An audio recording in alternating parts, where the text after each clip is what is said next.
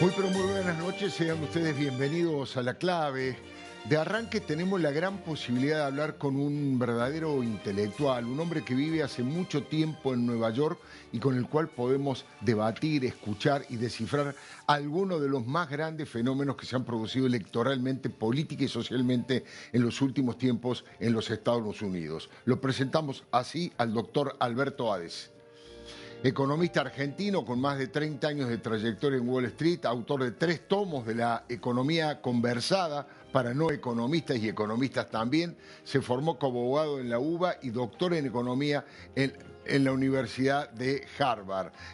Ahora estamos con el doctor Alberto Hades. Muchísimas gracias por atendernos, doctor. Buenas noches. Por favor, un placer, Alfredo. Muchas gracias por invitarme. Igualmente, igualmente.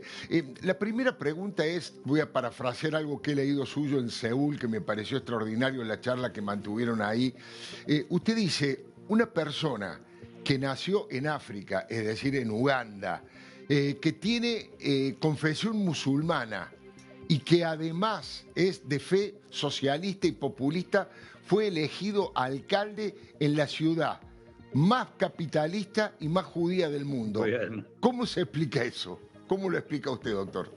La verdad que es muy difícil de entender, salvo si uno vive en New York y ha vivido los últimos 2 o 3 años, sobre todo a partir del 7 de octubre de 2023, la reacción que tuvo gran parte, diría, de la juventud en Nueva York, o sea, la gente que tiene entre 20 y 30 años y que se ha dejado influir, estoy hablando solamente de temas políticos o geopolíticos, que se ha dejado influir por una narrativa eh, que de alguna manera los usó, ¿no es cierto? O sea, fue una cosa bastante tóxica, con algunos elementos ciertos, con muchos elementos falsos. Ahora, al margen de eso, Mamdani tiene el componente populista, tiene el componente de ofrecer soluciones fáciles Claro. para problemas muy complicados. O sea, la realidad es que esta es una ciudad en que la gente joven ha perdido el entusiasmo, le cuesta mucho llegar a fin de mes, no tiene el potencial de crecimiento que se veía por ahí hace 30 años, cuando yo llegué a esta ciudad, no se gana lo mismo, y este es un hombre que les dice, van a tener viviendas gratis, van a tener transporte público gratis, les vamos a dar beneficios y les vamos a cobrar impuestos a los ricos. Y son soluciones populistas, porque primero que son temas muy complicados de resolver, y segundo, los ricos son móviles, se van. O sea, Claro, lo vimos en Argentina con el impuesto a la riqueza. claro. Vamos a resolverlo con impuesto a la riqueza y se fueron todos a Uruguay. Sin duda, sin duda. Esta parte de la ciudad más capitalista del mundo está claramente explicada por lo que usted ha planteado, ¿no es cierto?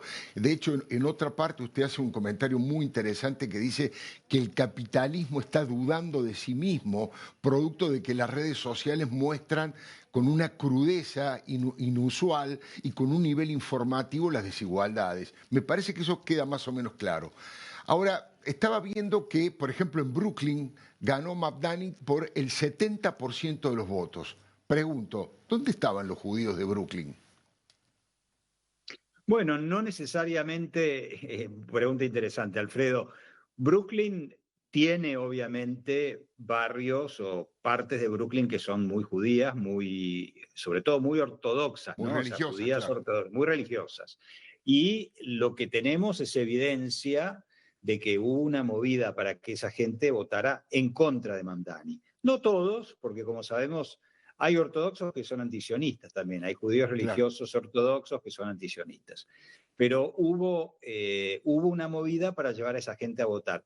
Pero Brooklyn en los últimos 10 años se ha convertido en un polo que ha traído a muchísima juventud. Entonces, cuando vemos lo que ha pasado en Brooklyn, tenemos que tener cuidado. No es necesariamente el votante judío el que votó por él, pero sí el votante joven que yo le venía mencionando hace un rato, que se siente muy seducido, como pasó en la Argentina con el kirchnerismo, ¿no es cierto? Claro. Hoy, interesantemente, gran parte de la juventud argentina se siente atraída por el mensaje libertario, pero hace 10, 15 años, por eso también los kirchneristas bajaron la edad de la votación, la edad en la que se podía votar, porque Seguro. veían que ahí había un segmento muy seducido por el relato, el mensaje fácil, la solución práctica, que al final no funciona. Después, pues no funcionó en Argentina y no va a funcionar acá tampoco.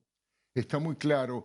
¿Qué papel jugó la información, digamos, precaria que yo tengo?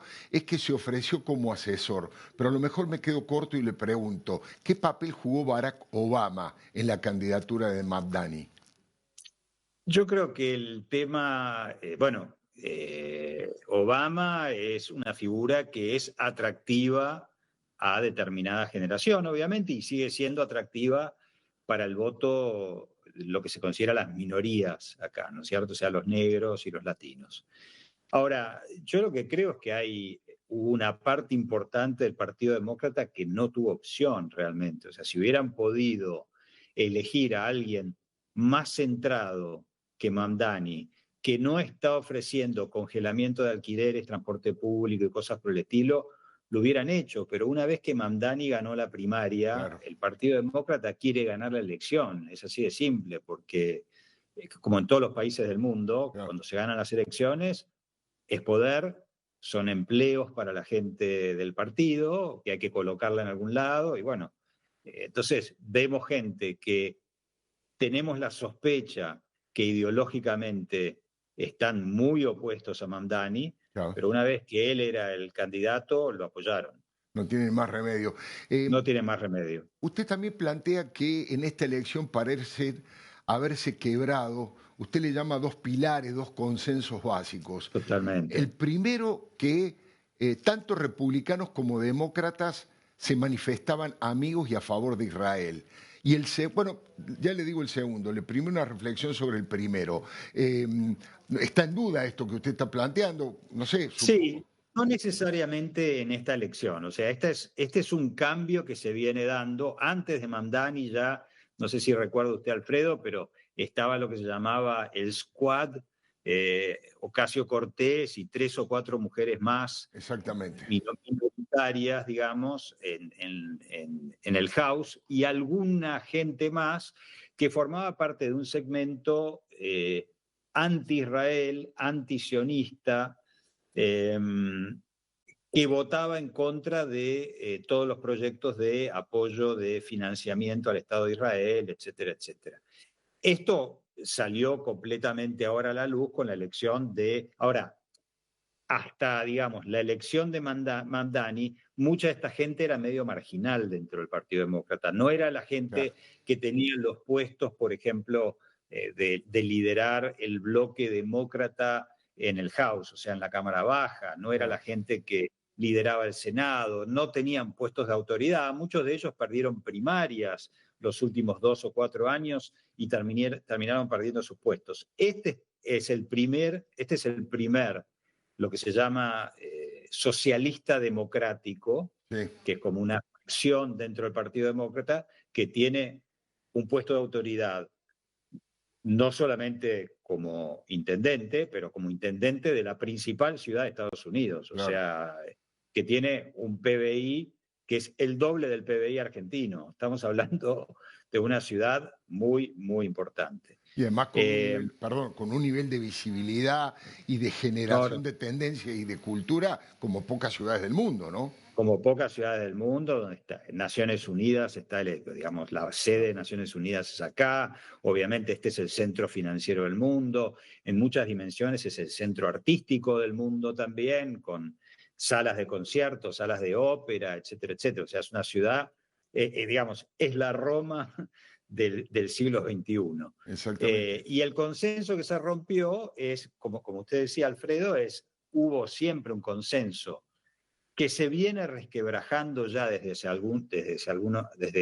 hace algunos años de un apoyo bipartidario al Estado de Israel. Y eso se viene resquebrajando. Y Del mérito, del esfuerzo, del crecimiento, y que había una mirada respecto de que los judíos, con mérito y con esfuerzo y con innovación y creatividad, habían logrado las buenas posiciones que tenían.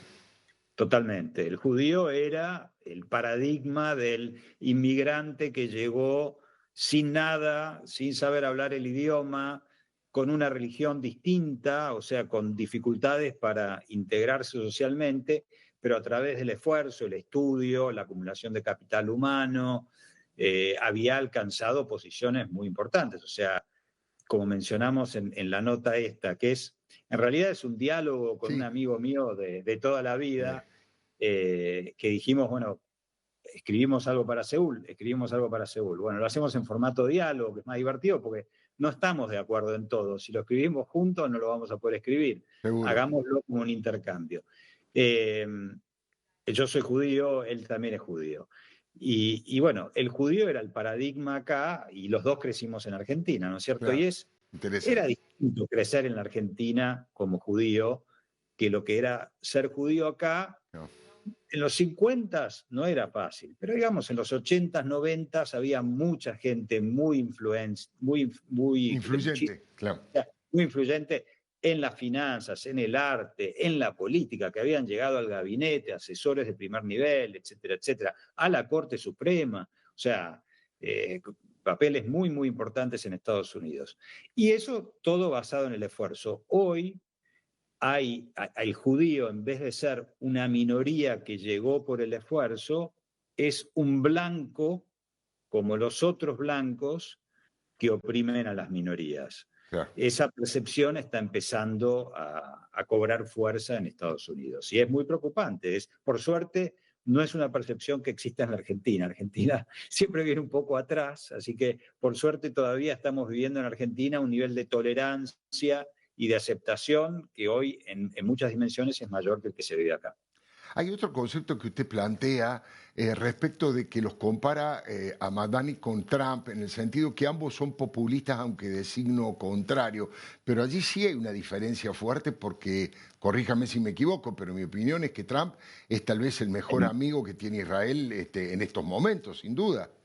Totalmente. Trump es muy interesante, o sea, hay similitudes, que después podemos hablar de esas similitudes, pero ellos están justamente en los dos lados de el quiebre cultural que hay en Estados Unidos, del que yo le venía hablando, que Claro. es el quiebre de blanco opresor versus minoría oprimida. Sí, Y Trump se coloca de un lado, dice, yo no oprimí a nadie, este es un país que tuvo una historia complicada en su momento, pero hoy es un país tolerante que ha tenido un presidente negro, por no, ejemplo. claro. Es un país que ha tenido programas de fomento para las minorías y es un país que a través de todos esos programas terminó discriminando a los blancos, porque a los blancos en definitiva se les complicó muchísimo, por ejemplo, la aceptación a las universidades Sí, o sí, sí. puestos